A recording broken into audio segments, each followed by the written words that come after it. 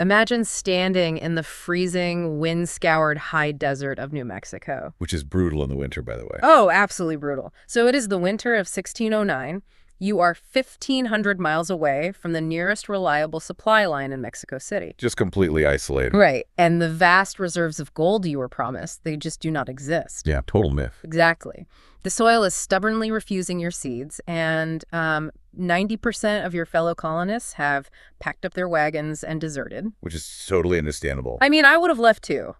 But you are one of exactly 30 men left holding the line. Just 30 guys. 30 guys. And today we are opening up a stack of 400-year-old transcripts, legal testimonies, and, well, highly detailed genealogical data from WikiTree. Because we want to look at the man who looked at that impossible freezing void and against all odds decided to stay. Right. And the geopolitical reality of that decision is, well, it's staggering. It really is. Especially when you strip away the mythology of early colonial history. You know, those 30 men weren't just stubbornly lingering in the desert for no reason. Right. They weren't just lost. No, they were the solitary thread keeping the entire northern frontier of the Spanish Empire from unraveling. Wow. Yeah, if that thread snaps, the subsequent 4 centuries of North American history look fundamentally different. And what makes today's deep dive so incredibly special is that we aren't just examining some abstract historical figure. No, we are tracing your personal history. Yes, you, the listener. The mission of this deep dive is to explore the origins of your family, the Martínez family of northern New Mexico. Specifically focusing intensely on your patriarch, Hernán Martín Serrano. And, you know, before we really get into the weeds of this data, we need to establish the operating system for this story. The lens we're looking through. Exactly. We are approaching your ancestral history with a very specific dual lens of immense respect. It's so important to frame it this way. Yeah, because on one side, we are documenting the profound grit, the unflinching loyalty, and honestly, the survival mechanics of your Spanish conquistador ancestors. Which is an experience that really demands serious historical rigor to understand. For sure. I mean, they were operating under physical and psychological pressures that are almost unimaginable to the modern mind. I can't even wrap my head around it. Right, but that survival did not happen in a vacuum. Yeah. And that brings us to the second half of that dual lens. The absolute bedrock of their survival. Yes. The reason those 30 men didn't simply starve and disappear into the historical record was the Native American peoples of the Rio Grande Valley. Local tribes. Exactly. Their agricultural genius, their diplomatic intelligence, and their eventual willingness to integrate, that was equally responsible for the legacy you carry today. You literally cannot have one without the other. No, you really can't. It's a story of two formidable worlds colliding and eventually, well, having to fuse together just to survive the landscape. It's a total synthesis. Right. But to understand how that fusion happened in New Mexico, we actually have to rewind the clock. We have to move hundreds of miles south. Exactly. According to the WikiTree records, Hernán Martín Serrano wasn't born in the manicured courts of Madrid or Seville. No fancy castles here? Nope. He was born somewhere between 1548 and 1558 in Zacatecas, down in the region of Nueva Galicia. And Zacatecas is, it's really the crucial starting point for understanding Hernán's psychological baseline. How so? Well, we tend to view early Spanish colonists as these rigid, aristocratic Europeans stepping off boats. Right. Guys in shiny armor who don't know how to survive. Exactly. But Hernán was a second-generation frontiersman. Zacatecas in the 1550s was not some established European city. What was it then? It was a massive, chaotic, silver mining boom town. See, I always catch myself picturing a 16th century version of a Wild West gold rush town. Like Deadwood or something. Yeah, exactly. But that's entirely the wrong scale, isn't it? Oh, it's far too small of a scale. You really have to understand Zacatecas as a hyper-capitalist extraction zone. Oh, wow. Yeah, silver was discovered there around 1546 by men like Cristobal de Oñate, and it triggered this industrial explosion. So we aren't talking about a few guys with pickaxes. Not at all. We're talking about tens of thousands of people, Spanish prospectors, indigenous laborers, enslaved Africans, all converging on this arid mountainous region. Just a massive influx of people. Right. And the Spanish were developing the patio process, using mercury amalgamation to extract silver on this huge industrial scale. That sounds incredibly dangerous. It was. It was a toxic, violent, wealth-obsessed environment where human lives were frequently expended in the pursuit of the Spanish crown's global economic dominance. So if you are born into that environment, which Hernán was, to a father also named Hernán Martín Serrano, you aren't growing up with romantic illusions about the New World. Precisely. You were growing up in the dust and the chemical runoff of a silver boom. Just a really hard life. Yeah, and you are constantly aware of the Chichimeca War raging around the city as indigenous groups fought fiercely against the Spanish silver routes. Right, because they were defending their territory. Exactly. So Hernán was forged in an environment where fortunes were made overnight. But violence and death were just daily realities. It has to change a person. It absolutely does. That upbringing engineered a very specific type of resilience in him.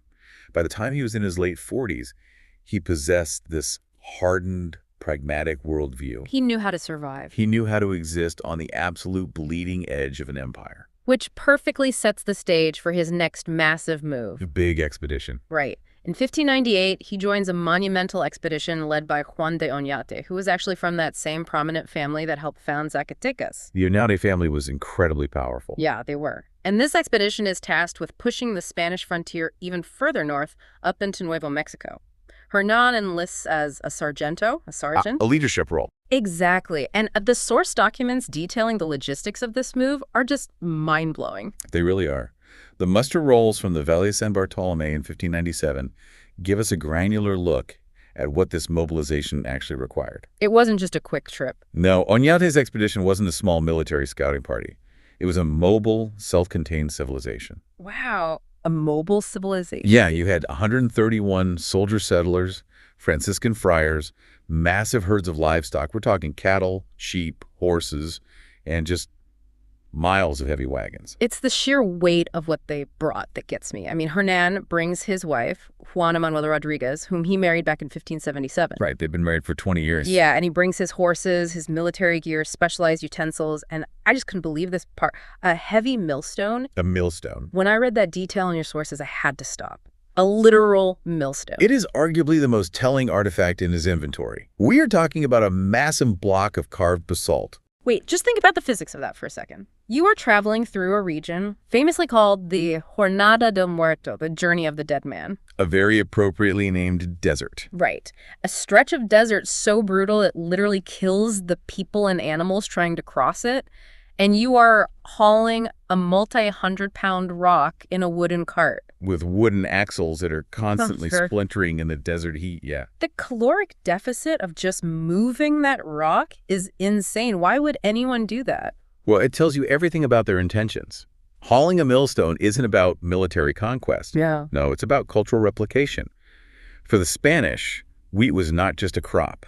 It was the cornerstone of their diet and their religion. Oh, because of the church. Exactly. You need wheat flour to bake the host for the Catholic Eucharist, and you need it for the bread that defines a Spanish meal. So they weren't going up there to just grab gold and leave. Right.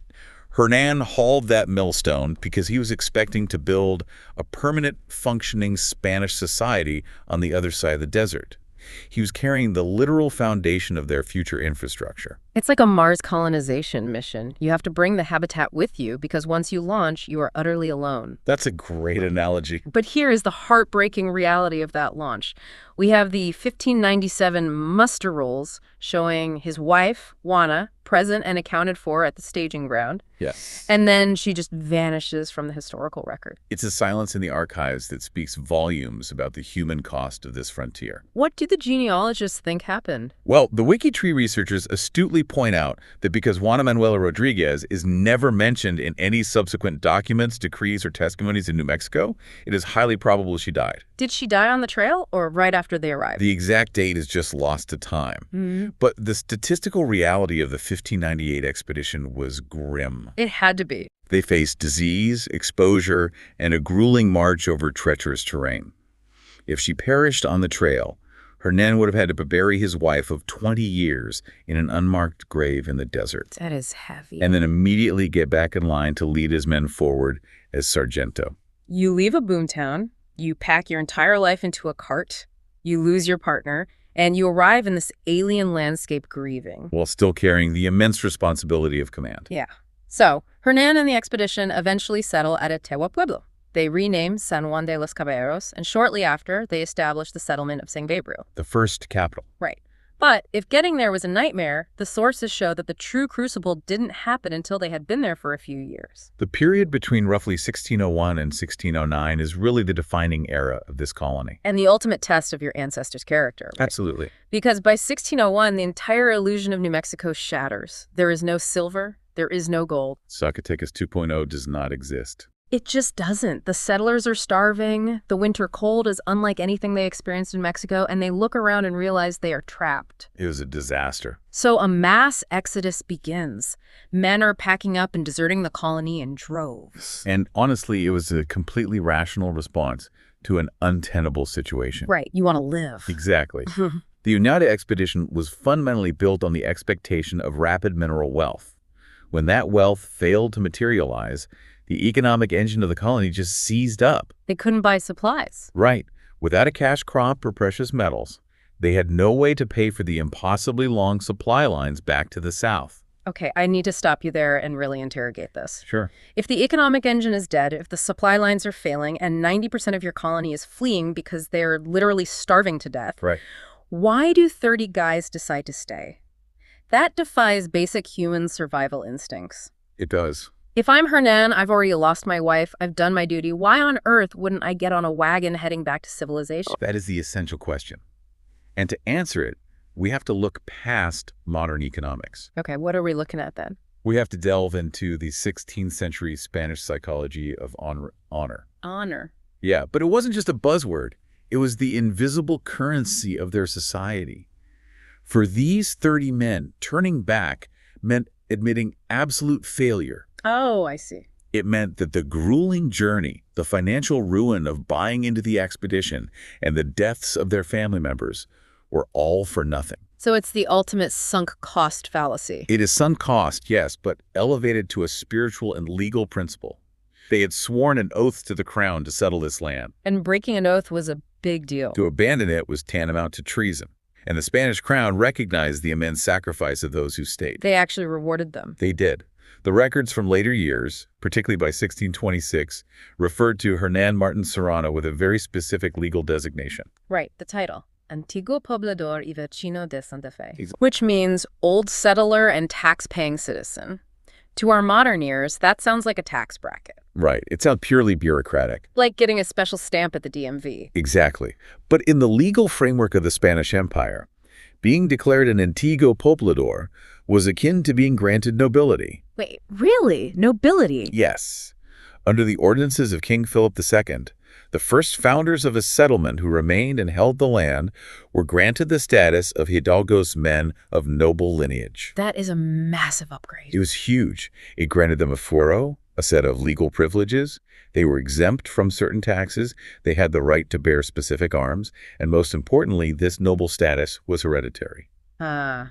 So he wasn't just being stubborn for his own ego? No, not at all. He was securing a permanent, elevated social status for his entire future bloodline. He was building a dynasty. Exactly. The decree meant he was the bedrock of the new capital of Santa Fe. But holding that legal title in a vacuum is meaningless if you starve before you can pass it on, right? Right. The royal decree didn't magically put calories on the table. Which is the real problem. And this is where the survival of those 30 men required a massive fundamental shift in how they operated.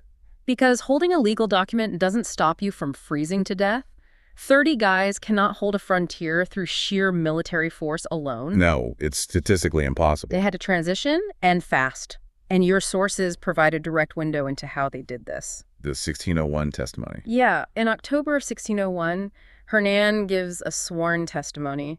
He's speaking as a cuadrero, a squadron leader, but he isn't bragging about battles. No, he's talking about farming. Exactly. His testimony is a remarkable admission of adaptation. He details how the soldiers, these men who came to conquer and extract wealth, had to put down their weapons and figure out how to work the soil. He testifies that they were growing wheat and Castilian vegetables. Let's talk about that for a second. Growing Castilian wheat in the arid high desert of New Mexico is not like growing it in the lush fields of Europe. It's incredibly difficult. Wheat is not native to the Americas. Right. It requires specific winter watering regimens that did not align naturally with the arid climate. To make that wheat grow, to justify having dragged that heavy basalt millstone across the desert, they had to rely heavily on outside help. They needed the locals. Absolutely. They needed the irrigation techniques and the deep ecological knowledge of the local Pueblo Indians. And this brings us to the great irony, or maybe the great humbling, of the conquistador. It was a massive reality check. Totally. To conquer this new world, they ultimately had to submit to it. They arrived in armor, expecting tribute, but very quickly realized that 30 guys in armor are nothing against tens of thousands of established Native Americans living in fortified multi-story towns. If the relationship had remained purely hostile, the Spanish would have been wiped out in a single afternoon. Just gone. So the power dynamic was entirely in favor of the Pueblos during those early years. 100%. Survival meant abandoning the strict conqueror identity and engaging in intense, complex diplomacy. They had to negotiate for everything. For food, for labor, and for knowledge of the landscape. Wow. And those negotiations weren't just political treaties signed on parchment. No. No, they had to be bound by social fabric. You needed personal ties. Which brings up a detail in the WikiTree records that I think is one of the most profound things we will cover today. God parenting. Yeah. Hernán Martín Serrano didn't just trade with the local tribes. He actually became the godfather to 3 Tiwa Indian boys. Yes, the institution of Compadres go godparenting. Explain the mechanics of this, because in modern America, a godfather is just, the guy who buys you a nice gift at graduation. Right, or slips you a $20 bill at Christmas. Exactly. But in 17th century Spanish Catholicism, this is a heavy, heavy commitment, isn't it? It is one of the most binding social contracts in the Spanish world. How binding? Well, when Hernán stood at the baptismal font as a sponsor for those Tiwa boys, he was entering into a state of spiritual kinship. Under Catholic doctrine, he was now responsible for their spiritual well-being. Okay, so that's the religious side. Right, but socially, it went much further. It established a system of mutual obligation, protection, and reciprocity between Hernán and the boys' biological Tiwa parents. They were now compadres co-parents. So it's essentially a non-aggression pact woven right into their religion. Exactly. You don't go to war with your compadre. You don't let your compadre starve. Precisely. And the Pueblo people, who had incredibly complex kinship and clan systems of their own, understood the utility of these familial alliances perfectly. They saw the value in it. By becoming a godfather to 3 Tiwa boys, Hernán was literally binding himself to the local indigenous community. He was saying, my survival is now inextricably linked to yours. That completely disrupts the binary narrative of European versus native that we usually hear. It really does. The reality on the ground was a desperate, deeply intimate interweaving of lives. And the takeaway here for the listener is that the true strength of your ancestor wasn't just his ability to swing a sword or endure a desert march. No, his true strength was his capacity for radical adaptation. He recognized that the old rules of Zacatecas didn't apply here, and he built a new family structure to survive. And that interweaving of cultures didn't stop at godchildren. Right. It literally gave birth to a brand new demographic of people. This is where we really must introduce one of the most vital figures in the early history of New Mexico, and a direct cornerstone of your family tree. Doña Inés. Doña Inés. We jump forward a bit to around 1606 or 1607. Hernán fathers a son who appears in the records as Hernán el Mozo, Hernán the Younger. Right. And the mother of this child is recorded as Doña Inés. The WikiTree sources describe her background, and honestly, it reads like an epic saga all on its own. She is a fascinating historical figure. She is described as an acculturated Tano Indian woman from the San Cristobal Pueblo. And the terminology used in the historical records here is very specific. She's referred to as an India Ladina. What does Ladina mean in this context? In the colonial Spanish lexicon, a Ladino or Ladina was an indigenous person who had become fully fluent in Spanish language and customs. Okay, so she knew both worlds. But how she acquired those skills is the incredible part. The records strongly suggest she was taken from her Tano Pueblo as a child by an earlier Spanish expedition, most likely the Castaño de Sosa expedition in 1590. So she is taken away as a kid, raised inside Spanish colonial society deep in Mexico, learns their language, their religion, their entire operating system. Yep. And then she returns to New Mexico years later. But she returns not as a captive. She comes back as an indispensable asset to the Oñate expedition and the subsequent settlement. I was trying to think of how to conceptualize her role. Calling her a translator feels entirely inadequate. Just too passive of a word. Yeah, she was more like an interpreter of code or an interpreter of worldviews, because the Spanish and the Pueblos aren't just speaking different languages, Tanoan versus Romance languages. They are operating in entirely different realities. That is a much more accurate metaphor. A translator tells you what a word means. An interpreter of worldviews tells you why it matters. Which is so much more important. Absolutely. Doña Inés had the monumental task of explaining the Spanish obsession with legal decrees, written land grants, and absolute monarchies to the Pueblo leaders. Concepts that probably made no sense to them. Right. And conversely, she had to explain the Pueblo concepts of communal land use, seasonal rituals, and clan obligations to men like Hernán. Without someone translating those worldviews, every single interaction is a potential spark for a war. She was literally the buffer preventing total annihilation. And the Spanish clearly recognized her value, right? The records refer to her not just by her name, but as Doña Inés. They note she was treated as a Spanish woman. The honorific Doña is immensely significant here. In a deeply stratified, status-obsessed society, the Spanish did not hand that title out lightly. It wasn't just a polite term. No, it was reserved for women of noble standing or immense social capital. By granting her that title, the colonial authorities were publicly validating her critical role in the survival of the colony. She wasn't marginalized at all. She was at the very center of the power dynamic in early Santa Fe. Now, your sources point out a bit of a historical mystery here regarding her relationship with Hernán. The marriage question. Right. We don't have a piece of paper explicitly confirming that Hernán and Doña Inés were formally married in the Catholic Church. The marriage certificate, if it existed, has not survived the centuries. Is that unusual? Not at all. It's actually very common, especially considering many records were destroyed during the Pueblo Revolt of 1680. But the WikiTree researchers provide excellent historical deduction here. What's their theory? They reference the writings of Fray Alonso de Benavides, who noted her high status and how she was universally treated as a Spanish woman.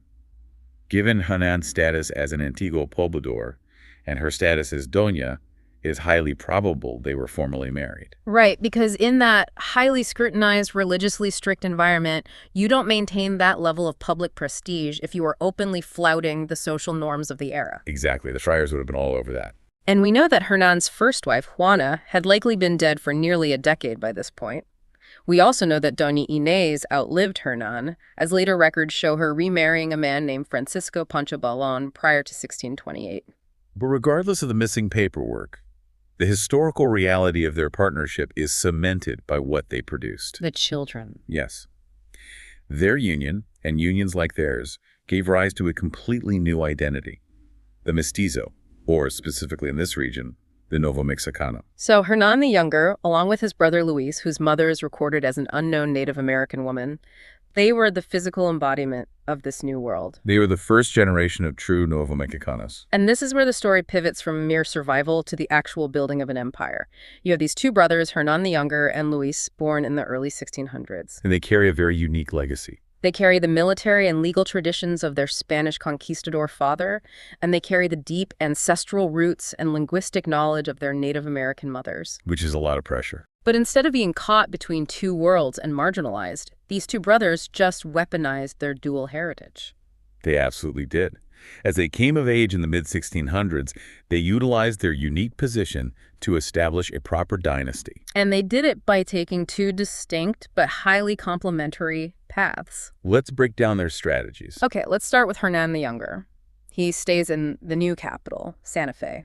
And it seems he really leans into the legacy of his mother, Doña Inés. He becomes a prominent interpreter himself. But he also becomes one of the region's early businessmen, right? Specifically running a textile workshop. Which was incredibly shrewd of him. We have to understand the economy of 17th century New Mexico. Right. There's no silver. There was no currency, no silver. The only reliable export the colony had was textiles. Blankets, clothing. Exactly. They took local resources, wool from the churro sheep introduced by the Spanish and cotton grown by the Pueblos, and wove them on large Spanish mechanical looms. So by controlling a textile workshop and acting as a linguistic bridge, Hernán the Younger firmly anchored the family's economic and diplomatic power right in the capital. He is controlling the flow of communication and the flow of the region's only exportable wealth. It's brilliant. It really is. Meanwhile, his brother Luis takes a completely different route to power. Luis steps into their father's military boots. Luis becomes the alcalde mayor, the chief magistrate, and the war captain for the entire Toa region, which extended north of Santa Fe. He was a major authority figure. And he establishes a massive family ranching operation out at La Cañada. So think about the family's total coverage now. Hernán the Younger has the capital locked down with business and diplomacy, and Luis has the rural frontier locked down with military authority and land ownership. They are completely cornering the market on influence. And the most vital piece of this puzzle is how they perceive themselves. Yes, this is crucial. Because the colonial Spanish caste system, the Sistema de Castas, was notoriously rigid in places like Mexico City, attempting to categorize people based on exact percentages of European, indigenous, and African blood. It was highly documented and prejudiced down there. But on the raw frontier of New Mexico, survival trumped theory. It had to. The historical records show that the Martín Serrano brothers openly and consistently acknowledged their mixed mestizo status. They didn't try to pass themselves off as pure-blooded Spaniards from Madrid. There was no shame in it. None. It was a point of immense pride and practical utility. Their mixed heritage granted them legitimacy in both camps. They were insiders in both worlds. And this is perfectly illustrated by Luis's role as a war captain. Yes, I really want to highlight this because it shatters everything we are taught in middle school history class. We get a very simplified version of history. We are taught that early America was a continuous, monolithic race war, Europeans on one side, Native Americans on the other. But the records show that as a war captain, Luis Martín Serrano was in charge of defending both the Spanish towns and the Allied Pueblo settlements. Because the geopolitical threat in the 1600s wasn't purely internal. Right. Who are they fighting? The sedentary agricultural communities of the Rio Grande Valley, both Spanish and Pueblo, faced constant, devastating raids from nomadic groups like the Apache and the Navajo. These groups would sweep in to steal horses, crops, captives. Exactly. So when the alarm bells rang, you have Luis, a man with Native American blood flowing through his veins, wielding a Spanish sword, riding out at the head of a unified militia of Spanish soldiers and Pueblo warriors. They are fighting side by side. They are fighting together to defend a shared homeland. It is a profound historical image and a direct testament to the honor and integration of your ancestors on both sides of the family tree. When Luis rode into battle, he wasn't just defending a colonial outpost for a distant king. He was defending his mother's people, his father's legacy, his compadres, and the very physical space that defined his existence. The synthesis was complete. The takeaway from the story of these two brothers is that the Nuevo Mexicano identity wasn't just a biological accident, it was a strategic masterpiece. They built a localized empire that survived because it was literally rooted in both the earth of New Mexico and the legal frameworks of Europe. Okay, so we have traced the family from Zacatecas to Santa Fe. We've established the economic and military foundation laid by the brothers. But there is one glaring linguistic question we have to answer for you, the listener. How did the name change? Exactly. Every document we've discussed from the 1500s and 1600s lists your family name as Martín Serrano. But today, the family is known universally as Martínez. Right. If this deep dive is about the origins of your family, how exactly did we get from point A to point B? It's a brilliant case study in how language, identity, and practical necessity evolve on a frontier. Okay, take us through it. In the 16th and 17th centuries, hyphenated or double surnames like Martín Serrano were very common in Spanish culture. They were used to denote specific lineages, regional origins, or familial branches. Like saying where you're from. Exactly. Serrano, for example, often denoted someone from a mountainous region. But maintaining a complex multi-part surname requires a highly bureaucratic society. And New Mexico in the 1700s was many things, but a smoothly running bureaucracy wasn't one of them. I can imagine. As the family exploded in population over the subsequent generations, spreading out from Santa Fe into the rural valleys, frontier practicality just took over. It was too much to write down every time. Right. Literacy rates fluctuated, records were written by hand in challenging conditions, and linguistic efficiency naturally shortened the name. By the early 1700s, the Serrano was largely dropped in everyday use and in parish records. They just became the Martín family. They were simply the Martín family. But Martín is still not Martínez. That final shift occurs primarily in the 1800s.